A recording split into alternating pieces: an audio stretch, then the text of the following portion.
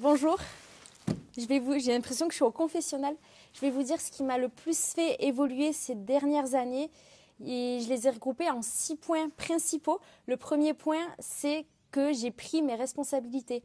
Avant, je rejetais toujours la faute sur les autres, la faute à la vie, etc. J'étais un peu victime de mon environnement, des choses qui m'arrivaient. Et à l'heure d'aujourd'hui, je pense qu'entre guillemets, tout vient de nous. Du moins, on ne choisit pas forcément les cartes avec lesquelles on joue, mais on choisit ce qu'on en fait. Comme au poker, petite référence, j'essaie de prendre ce qu'il y a comme ça vient et de le modeler moi-même, de prendre mes responsabilités par rapport à tous mes torts. Avant, quand j'étais en couple et qu'on me quittait, je pensais toujours que c'était la faute de l'autre personne. Au fur et à mesure, j'ai compris qu'en fait, ça venait de moi aussi, que j'avais peut-être poussé l'autre à me quitter ou que j'avais encore des blessures à travailler et que ça m'ouvrait les yeux par rapport à ça. Donc numéro 1, je dirais prendre ses responsabilités, arrêter de se sentir victime de la vie, de l'environnement, victime des autres, prendre vraiment son pouvoir et aller de l'avant. En deuxième, ce qui m'a changé, c'est de croire en moi. Avant, je ne croyais pas du tout en moi. Et maintenant, je me rends compte que tous les gens qui réussissent, c'est des humains, c'est des hommes comme nous. C'est des gens qui ont juste soit travaillé un peu plus, soit passé plus d'heures à travailler que sur un seul domaine. Mais je pense qu'on est tous capables de faire quelque chose. On a tous une zone de génie, voire plusieurs zones de génie. C'est à nous de les trouver, de les travailler. Croire en moi, vraiment, ça m'a ouvert finalement toutes les possibilités. Ça enlève toutes nos croyances limitantes. Quand on a envie de faire quelque chose, c'est sûr qu'on n'est jamais sûr d'y arriver. Je ne crois pas en moi dans le sens où je peux tout faire, mais dans le sens où je peux tout essayer pour essayer de tout rendre réalisable. Après qu'on réussisse ou pas, c'est autre chose.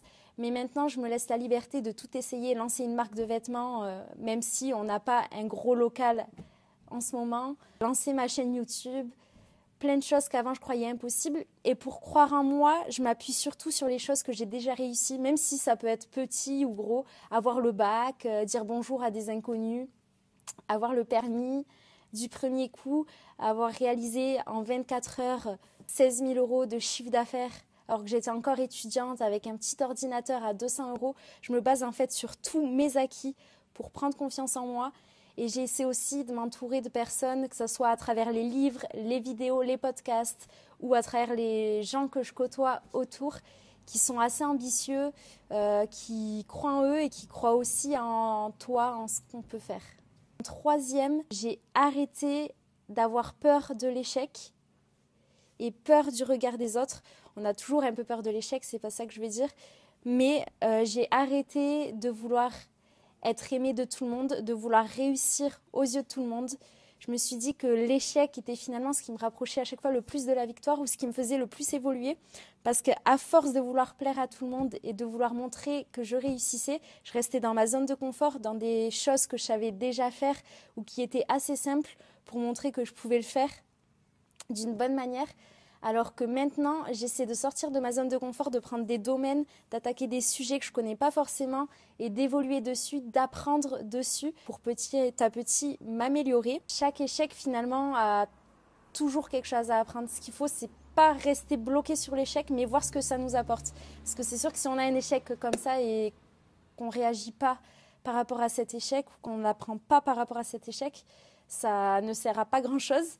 Mais si par contre on s'en sert de tremplin, on s'en sert de niaque pour aller encore de l'avant ou pour voir nos zones d'ombre, où est-ce qu'il faut qu'on travaille, là ça change beaucoup de choses. Donc en 3, arrêter de vouloir être aimé de tout le monde. En plus, ce n'est pas possible malheureusement. C'est-à-dire que j'essayais un peu de me fondre dans la masse et à force de se fondre dans la masse, je ne sors pas du lot. Par exemple, il y a une Justin Bieber, une Beyoncé qui font des choses et qui sont connus au niveau mondial, sont beaucoup plus critiqués que moi, mais sont aussi beaucoup plus aimés, entre guillemets, que moi, admirés, ou en tout cas, c'est des grandes sources d'inspiration pour de nombreuses personnes. Du coup, plus tu es en mouvement, plus tu as des risques d'être critiqué, mais aussi plus tu as des risques d'inspirer d'autres personnes. Du coup, c'est vraiment sur cette base-là que j'ai envie de partir maintenant, d'essayer de faire ressortir le meilleur de ce que peuvent faire les gens, le meilleur de moi-même aussi, évoluer un jour après l'autre. Être meilleure que ce que j'étais tout simplement hier. La 4e chose, c'est que j'ai appris ce que c'était le growth et le fixed mindset.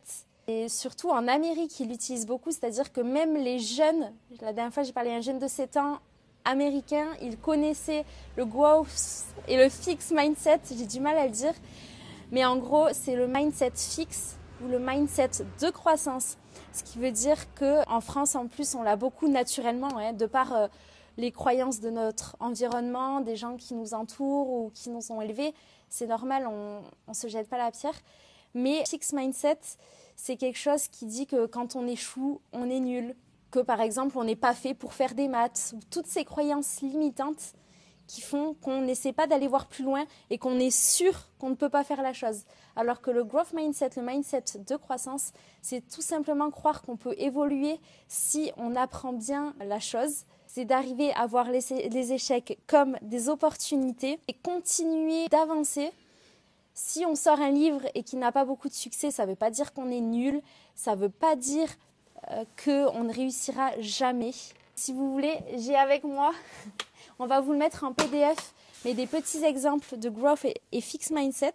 Fixed mindset, on refuse les retours, les feedbacks, alors que dans le growth mindset, dans le mindset de croissance, on prend les retours. Certaines fois, il y en a des bons, des mauvais, mais on essaie de les prendre pour évoluer. On écoute, on ne se braque pas directement. Ce n'est pas parce qu'on te dit tu ne parles pas très bien, moi qui ne parle pas très bien d'ailleurs face caméra, que forcément je dois me braquer. Au contraire, je dois me dire ok, pourquoi on me dit que je ne parle pas très bien? Est-ce qu'il faut que je parle plus doucement? Est-ce qu'il faut que je regarde plus la caméra dans les yeux? Essayer de me focaliser sur les compétences à développer par rapport à ce retour. C'est aussi ne pas jalouser le succès des autres, ça nous arrive beaucoup. Parce que certaines fois, on envie la vie des autres, on a l'impression qu'ils vivent la vie qu'on a toujours rêvée, alors qu'en fait, on est tous à la place où on doit être à ce moment même. Et on ne connaît pas aussi tous les challenges qu'ont les autres dans leur vie. Quelqu'un qui est millionnaire, il a sûrement plus de challenges financiers finalement que nous, même s'il a aussi plus de facilité, j'allais dire. Mais on ne connaît pas exactement la vie des autres, on n'est jamais à l'intérieur d'eux, on est à l'intérieur que de nous-mêmes. Du coup, essayer de jalouser le moins possible les autres, au contraire s'inspirer de leur succès, s'inspirer de leur zone de génie. Ça ne veut pas dire que dans toutes les zones, par exemple, il y en a qui réussissent au niveau acting, voilà, des grands acteurs, mais au niveau familial, ils ont un peu plus de mal, ou ils sont un peu plus tristes. Donc voilà, s'inspirer vraiment que de la zone de génie de chaque personne, sans les jalouser. Ensuite, accepter que des fois, on échoue, ou que des fois, on ne réussit pas comme on veut, et plutôt, comme je l'ai dit tout à l'heure, apprendre de ses échecs. Ne pas rester dans sa zone de confort. Dans le mindset fixe, on préfère rester dans sa zone de confort pour être bien au chaud, pour ne pas prendre de risques, être moins stressé. Dans le mindset de croissance, c'est en sortant de sa zone de confort qu'on grandit finalement. Finalement, après, on gère mieux son stress, etc. Mais qu'on évolue le plus. Dans le fixed mindset, on croit que le talent est inné, que les maths, c'est inné, que beaucoup de choses sont innées. Alors certes, on a des facilités pour des domaines dans la vie, certains domaines dans la vie, mais la plupart des choses peuvent s'apprendre. Ça, c'est dans le growth mindset. Moi qui, par exemple, ai des facilités en maths, un peu moins en français, pas en compréhension, mais en expression orale, j'essaie de développer ça et je sais que je développe de plus en plus et qu'un jour, j'aurai beaucoup plus de facilité par rapport à ça. Mais tout s'apprend. Si quelqu'un vous dit vous n'êtes pas bon en français, c'est pas pour ça que vous ne pouvez pas écrire un livre. Au contraire, prouvez-leur. Et comme ça, on croise des croyances limitantes. 5, je dirais que j'ai travaillé sur toutes mes croyances limitantes liées à mon environnement, à mon enfance, à mon éducation, à mon passé. On a tous des croyances limitantes. C'est normal, le but c'est de travailler dessus. Évidemment, j'en ai encore beaucoup. Je travaille énormément dessus, mais petit à petit, j'en ai beaucoup moins. Une croyance limitante, qu'est-ce que c'est? Ça peut être toutes les croyances qu'on a, comme je vous ai dit. Vous êtes nul en français, vous n'arriverez jamais à être millionnaire parce que vous êtes parti d'une famille qui a des salaires, normaux, et vous n'arriverez jamais à casser ce truc de classe sociale et à passer dans la zone millionnaire. Ou vous n'arriverez jamais à faire 16 000 € en 24 heures à l'âge de 21 ans. Tout ça, c'est des croyances limitantes et pour casser ça, il faut travailler dessus et c'est pas facile du tout. Moi, je sais que j'ai encore beaucoup de croyances limitantes liées à l'argent. Comme quoi, l'argent, c'est dur à en avoir. Il faut travailler énormément pour en avoir. C'est pas forcément vrai, sinon toutes les mères seraient millionnaires. Comme quoi, j'ai aussi toujours peur de perdre l'argent. Comme quoi aussi, c'est mal. En France, on a beaucoup cette croyance. C'est mal d'avoir de l'argent. Quand t'es riche, t'es mauvais. Il y en a plein quand il y a une belle voiture qui passe, qui dit « Oh, regarde, lui, il y a encore un riche. » Voilà, vraiment toutes ces croyances limitantes. Alors même si je sais que c'est pas le cas, je sais que quand t'es riche, tu peux être quelqu'un de très bien. Comme quand t'es pauvre, l'argent que tu as ne veut pas dire forcément qui tu as à l'intérieur, du moins quelles sont tes valeurs. C'est de me répéter tous les jours qu'avoir de l'argent, c'est bien. Mais intérieurement, on a toujours ces croyances qui continuent. Du coup, pour casser ça, j'essaie de m'entourer de personnes riches qui sont des gens bien, qui ont beaucoup d'argent, pour me prouver qu'avoir de l'argent, ça ne veut pas dire que tu es mauvais, que tu es une mauvaise personne, que tu es radin. J'essaie aussi de lire beaucoup de livres sur des gens qui sont partis de rien, qui ont réussi à s'enrichir, sur des gens qui sont millionnaires ou qui ont, sans parler de ça, qui ont créé un chef-d'œuvre. C'est surtout ça qui m'intéresse, qui ont créé un chef-d'œuvre. Mais la liberté au niveau de l'argent, ça m'intéresse aussi. Voir comment ils ont réussi, voir ce qu'ils deviennent, voir aussi tout ce qu'on peut faire de bien avec de l'argent. On peut donner à des associations, on peut aider des gens dans la rue, on peut aider sa famille quand ils ont des problèmes, que ce soit au niveau maladie ou leur acheter un toit, de la nourriture tout simplement pour qu'ils puissent se nourrir. Enfin, avec l'argent, on peut faire beaucoup de choses bien. Voilà comment je casse mes croyances limitantes. Là, j'ai pris un exemple sur l'argent. Mais je peux prendre un exemple sur le sport. Je pensais que j'étais incapable de courir plus de 10 km. Au final, j'ai réussi à faire un semi-marathon, 21 km. Et c'est en fait en le faisant aussi que tu casses tes croyances. Parce que depuis que j'ai réussi à le faire, je ne pense plus que c'est impossible.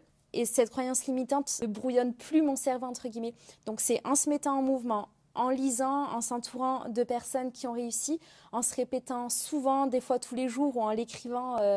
l'argent c'est bien, tu peux faire un 21 km. Je ne dis pas que c'est facile, le plus dur des fois c'est de les localiser, mais il faut vraiment continuer. Pour toi, recevoir des critiques, c'est signe de réussite ? Exactement. Être critiqué, du coup, c'est dans un sens, eh bien, ça veut aussi dire qu'on est en train de réussir. Exactement. Avant, ça voulait dire que j'étais en train d'échouer ou que j'étais nulle. Et maintenant, dès que j'ai une critique, je le prends de plus en plus comme, en fait, je réussis. C'est aussi de voir si elle peut me faire grandir, évoluer. Mais dans tous les cas, ça me rapproche de mon but. Dans tous les cas, ça veut dire aussi qu'on fait plus de bruit, que j'ose sortir de ma zone de confort. Je le prends oui, comme parce ça, que les gens qui font rien, ils ne sont pas critiqués au final. Exactement. Les gens qui ne font rien ne sont pas critiqués. De toute manière, tout s'équilibre dans la vie. On ne peut pas énormément plaire sans recevoir de critiques et inversement.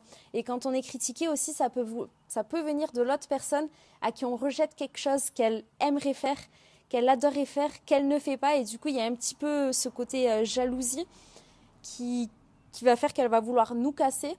Mais ça lui révèle finalement quelque chose qu'elle voudrait faire. Et c'est une personne qui peut changer d'avis du coup dans les années à venir. C'est une personne aussi qu'on peut inspirer finalement d'un côté et aider. Quand on reçoit des critiques, ça peut être aussi constructif, ça peut être un entraînement. D'ailleurs, plus je reçois de critiques et plus j'accepte d'en recevoir, moins elles me touchent. Du coup, c'est en s'y exposant qu'on arrive à évoluer. Des fois, il faut prendre les retours. Si c'est des retours respectueux et constructifs, même si ça ne nous plaît pas forcément, si ça nous touche, ça peut vouloir dire aussi que c'est vrai, qu'il faut qu'on travaille dessus. D'autres questions ? Non, c'est bon. Merci d'avoir suivi cette petite vidéo. Ce que je vous invite à faire, c'est à appliquer tout ce que je viens de dire à vous-même, voir où sont vos croyances limitantes, voir si vous avez plutôt un fixe ou un growth mindset, comment vous pouvez travailler votre mindset de croissance, comment vous pouvez arrêter d'avoir peur du regard des autres. Ça, c'est aussi en passant à l'action petit à petit, en faisant des petites actions. Il ne faut pas passer des gros steps, c'est comme une montagne, on ne part pas d'en haut, on fait un bond et on arrive, on ne part pas d'en bas, on fait un bond et on arrive en haut. Non, c'est en faisant un pas à la fois qu'on arrive au sommet de la montagne. Et c'est pareil pour la vie de tous les jours. Je vous invite à appliquer tout ça à votre cas. N'hésitez pas à nous envoyer des messages si vous avez des questions. On se fera un plaisir de vous répondre. Gros bisous, prenez soin de vous.